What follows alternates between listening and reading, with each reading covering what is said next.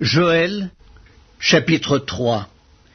Car voici, en ces jours, en ce temps-là, quand je ramènerai les captifs de Juda et de Jérusalem, je rassemblerai toutes les nations, je les ferai descendre dans la vallée de Josaphat.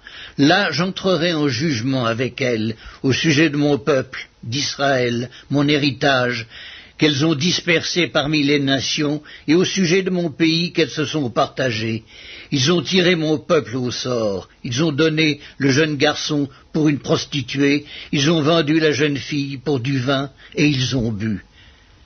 Que me voulez-vous, Tyr et Sidon, et vous tous, district des Philistins, voulez-vous tirer vengeance de moi? Si vous voulez vous venger, je ferai bien vite retomber votre vengeance sur vos têtes. Vous avez pris mon argent et mon or, et ce que j'avais de plus précieux et de plus beau, vous l'avez emporté dans vos temples. Vous avez vendu les enfants de Juda et de Jérusalem aux enfants de Javan, afin de les éloigner de leur territoire. Voici, je les ferai revenir du lieu où vous les avez vendus, et je ferai retomber votre vengeance sur vos têtes. Je vendrai vos fils et vos filles aux enfants de Juda, et ils les vendront aux Sabéens, nation lointaine, car l'Éternel a parlé.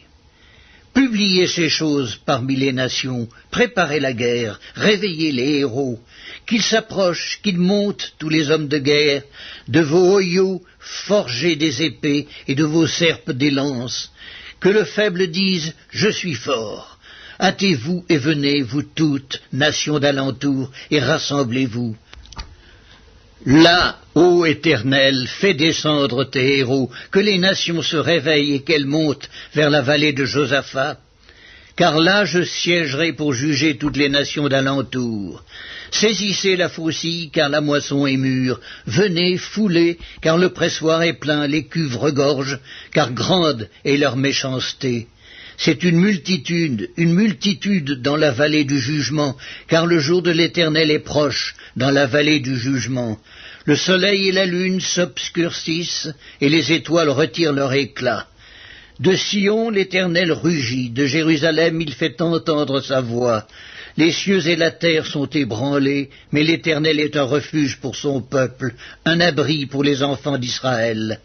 Et vous saurez que je suis l'Éternel, votre Dieu, résidant à Sion, ma sainte montagne. Jérusalem sera sainte, et les étrangers n'y passeront plus.